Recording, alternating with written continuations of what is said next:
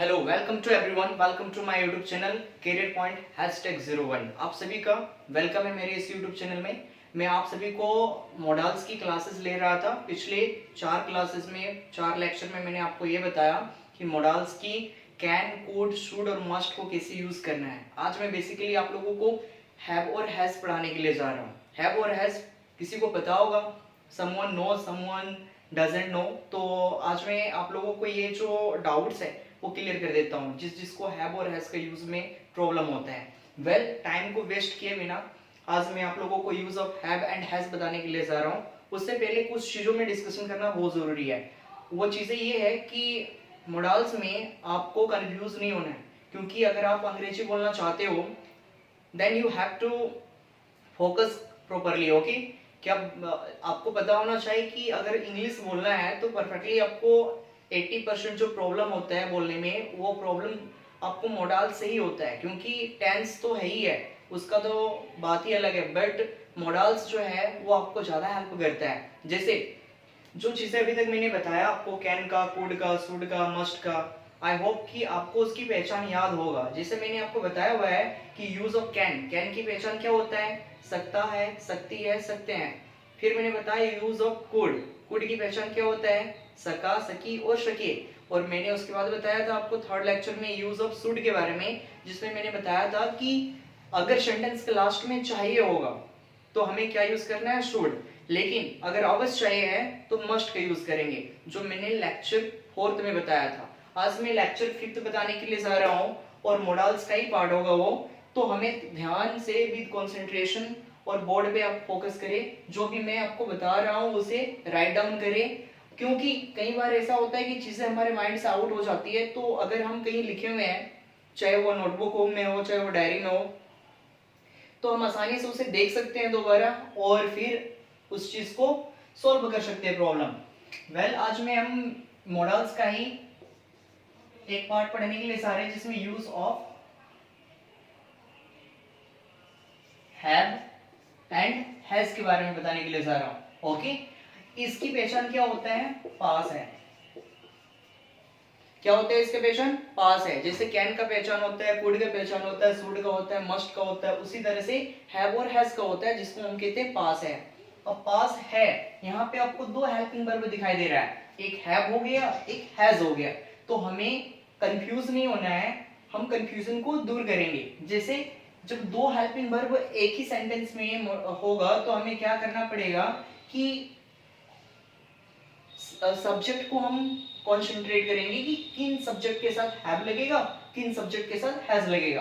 तो कंफ्यूज होने की कोई बात नहीं है, मैं आपको बताता हूं। जैसे सब्जेक्ट्स की यहां पे लिखेंगे, क्योंकि सब्जेक्ट्स के अकॉर्डिंग ही क्या होता है, हम हैव और हैज का यूज करते हैं। तो किन सब्जेक्ट के साथ हैव यूज करेंगे, किन सब्जेक्ट के साथ हैज यूज करेंगे, वो मैं यहाँ पे लिख देता हूं, आप उसे दिमाग में रखना। Okay, I, we, you, they, two or more names.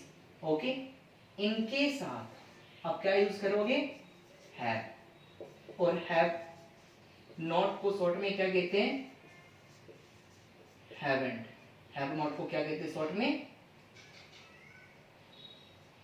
Haven't कहते हैं। Okay, and he, she, it, any single names, इनके साथ हम यहाँ क्या यूज करते हैं? हैज।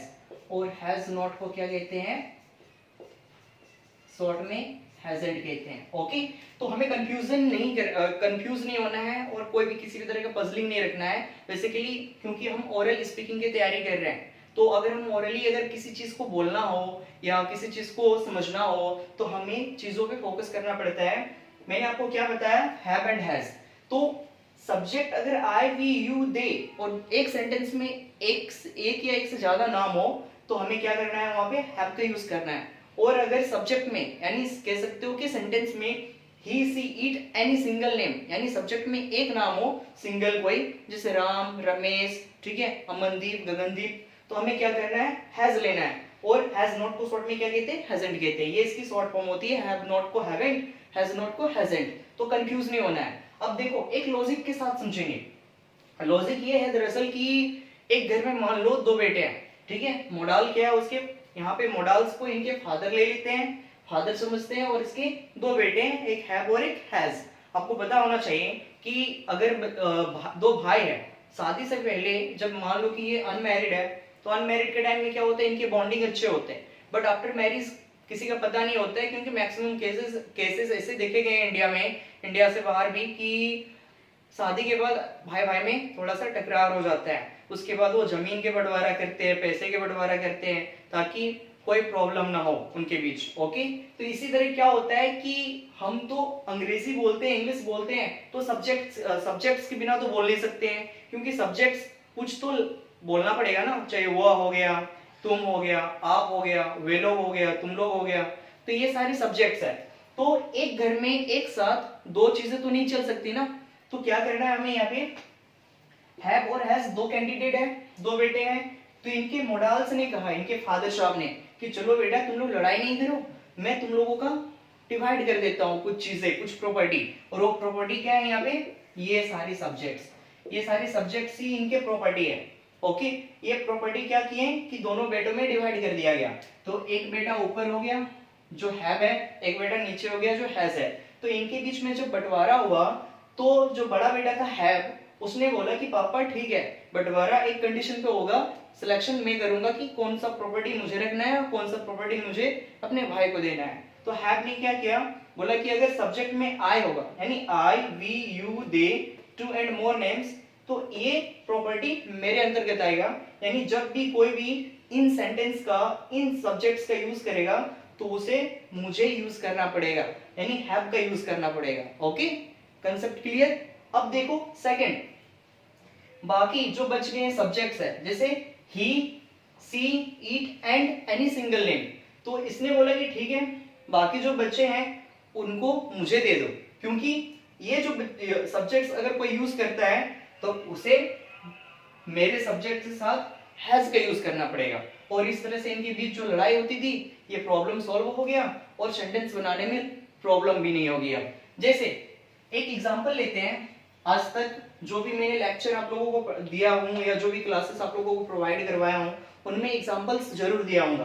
तो इसीलिए मैं आपको बताना चाहूंगा विद एग्जांपल कि इस पैटर्न को कैसे समझेंगे। ओके, कोई भी किसी भी हैव से ले लो या हैज से ले लो, कोई भी एक सब्जेक्ट ले लो और उसका हम सेंटेंस ट्रांसलेट करके समझेंगे। जैसे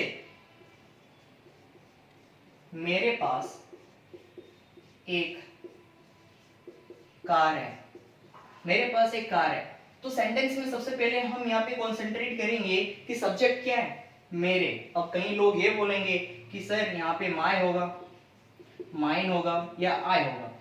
अलग अलग लोगों की अलग अलग कंसेप्ट है, तो हमें क्या करना पड़ेगा, यहाँ पे ना माय होगा ना माइन होगा, होगा तो आई। क्यों? क्योंकि जब भी मेरे हो, मुझे हो या मैं हूं, अगर सब्जेक्ट के फर्स्ट में हो तो वो सब्जेक्ट कहलाता है, नॉट की ऑब्जेक्ट। ओके, तो इसीलिए जब सब्जेक्ट के तौर पे यूज करेंगे तो मेरे हो, मुझे हो या मैंने हो, आई ही लगेगा। ठीक है, मैं का आई होता है, उसी तरह मेरे का भी आई हो जाएगा। तो मैं का, मेरे का आई हो गया। और पास है, ये आपका क्या है, हेल्पिंग वर्ब है। तो हेल्पिंग वर्ब आई के साथ क्या लगता है, हैव। तो क्या हो जाएगा यहाँ पे, आई हैव। एक का क्या होता है, अ। कार का क्या होता है, car. I have a car, हो गया, सेंटेंस बन गया। अब इसका हम 6 फॉर्मेट बनाएंगे। तो 6 फॉर्मेट कैसे बनेगा, देखो, मेरे पास एक कार नहीं है, मेरे पास एक कार नहीं है, इसका नेगेटिव फॉर्म है। तो क्या हो जाएगा, I have not a car, I have not a car. तो हैव नॉट को हम शॉर्ट में क्या बताया आपको, हैवेंट। तो यहाँ पे हम क्या यूज करेंगे, हैवेंट, हैव नॉट का जगह में हैवेंट का यूज करेंगे। जैसे आई हैवेंट अ कार। अब इसका ऑब्जेक्टिव फॉर्म, क्या मेरे पास एक कार है, क्या मेरे पास एक कार है, ये ऑब्जेक्टिव फॉर्म में आ गया। तो ऑब्जेक्टिव में क्या है, जब हेल्पिंग वर्ब जो होता है उसको फर्स्ट में लेते हैं, तो सेंटेंस का हेल्पिंग वर्ब क्या है, हैव, क्योंकि मेरे आई के साथ हैव लगता है। तो have I a car, question mark. फिर इसका हम नेगेटिव बनाएंगे, क्या मेरे पास एक कार है।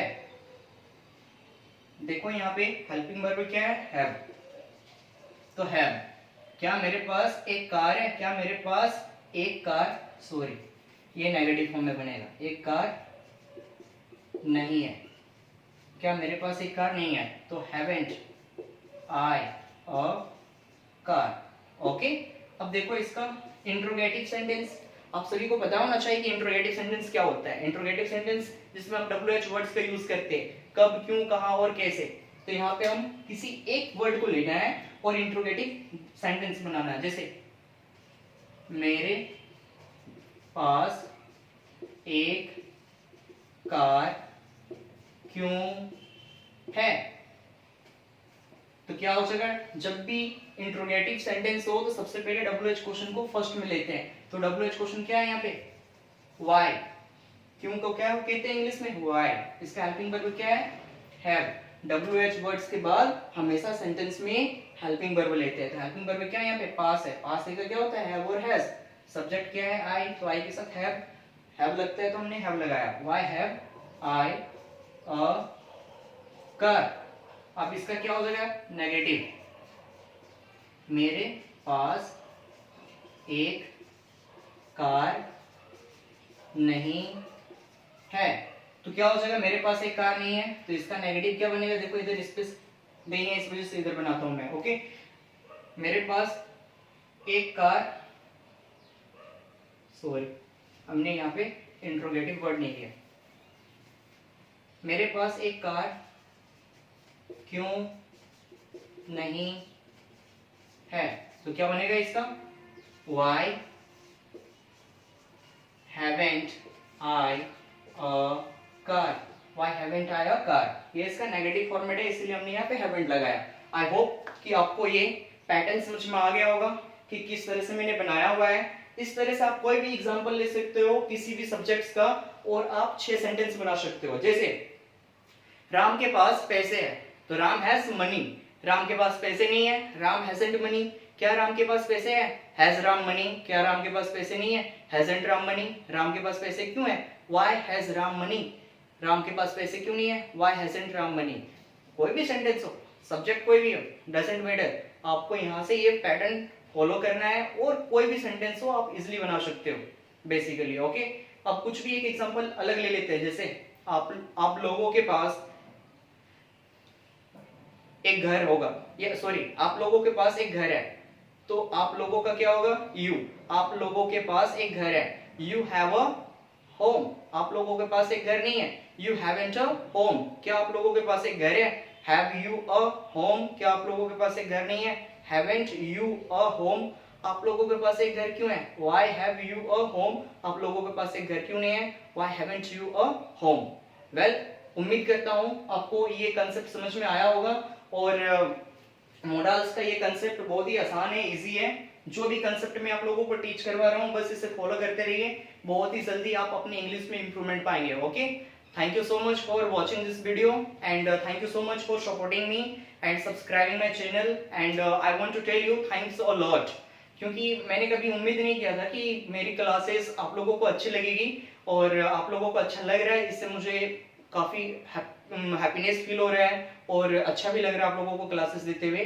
आई होप कि आप लोग इस तरह से शेयर करते रहे वीडियोस एंड सब्सक्राइब करते रहे। मैं आप लोगों को अच्छे से अच्छे कंटेंट लेके आऊंगा और इंग्लिश बहुत ही कम टाइम में आप लोगों को बोलने के लिए सिखा सकता हूं मैं। अगर आप लोग इस तरह से कंटिन्यू मेरी वीडियोस वॉच कर रहे हो, जो भी मैं पढ़ा रहा हूँ उसे आप कंटिन्यूसली रिवीजन कर रहे हो, तो फिर कोई चीजें कहते हैं ना, nothing is impossible if you are in the regular doing practice in your home, then nothing is impossible and nothing is so hard. Okay, so I want to tell you that if you want to speak English, then first of all you have to do focus in your self study. Okay, चाहे किसी भी level का study कर रहे हो आप, अगर आप कंसंट्रेट नहीं करते हो, फोकस नहीं करते हो, रिवीजन नहीं करते हो, तो everything will be like very difficult for you. Okay, so love you all, thank you so much for supporting me and मिलते हैं नेक्स्ट लेक्चर में। ओके, जो हमारा लेक्चर नंबर 5 होगा और आशा करता हूँ कि आप ये सारी चीज़ें आपको समझ में आ गई होगी। अगर नहीं आती है कोई बात नहीं, कोई प्रॉब्लम नहीं, आप क्या करना है कि कमेंट सेक्शन में जाके मैसेज आप मुझे टेक्स्ट कर सकते हैं। Thank you so much, love you all, take care, bye and subscribe my channel. Thank you so much.